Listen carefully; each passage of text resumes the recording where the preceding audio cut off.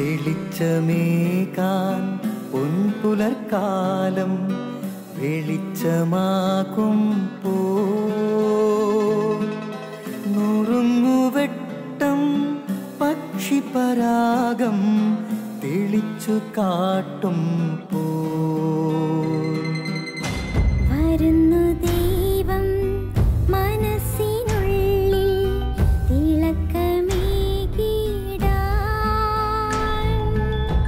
തരുന്നു ധ്യാന പ്രകാശമാർക്കും വിളക്ക് വയ്ക്കുമ്പോൾ നുറുങ്ങുവെട്ടം ഇറങ്ങിടട്ടെ ഹൃദന്തമെല്ലാം യുഗപ്രകാശത്താൽ മറഞ്ഞിടട്ടെ മനാന്ധകാരം യുഗപ്രസാദത്താൽ നുറുങ്ങുവെട്ടം.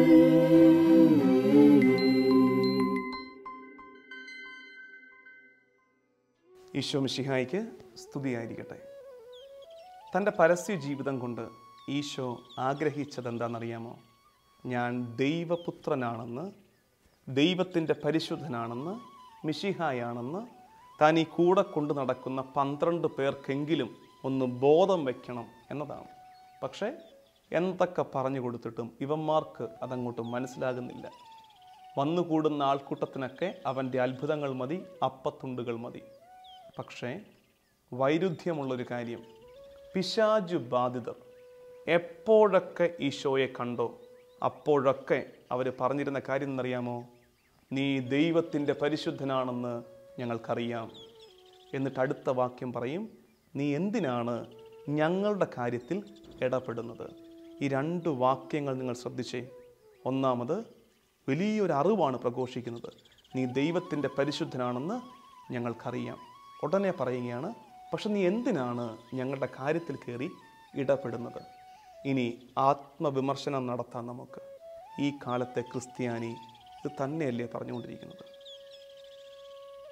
ഉള്ള നേരങ്ങളിലെല്ലാം പള്ളി അകങ്ങളിൽ മുഴങ്ങുന്ന പ്രാർത്ഥനകളിൽ പറഞ്ഞുകൊണ്ടിരിക്കുന്ന കാര്യം എന്താണ്? നീ ദൈവത്തിൻ്റെ പരിശുദ്ധൻ, പരിശുദ്ധൻ, പരിശുദ്ധൻ. എന്നിട്ടോ പള്ളിയിൽ നിന്ന് ഇറങ്ങിപ്പോകും പറയുന്ന എന്താണ്?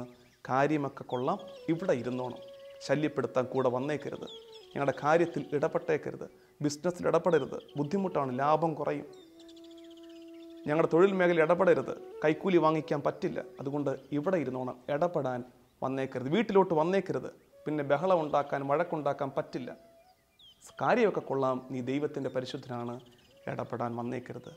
ഇതാണോ നമ്മുടെ ശൈലിയെന്ന് ആത്മശോധന ചെയ്യാം.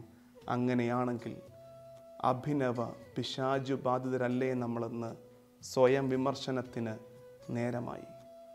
ദൈവനാമത്തിന് മഹത്വമുണ്ടായിരിക്കട്ടെ. ആമേൻ.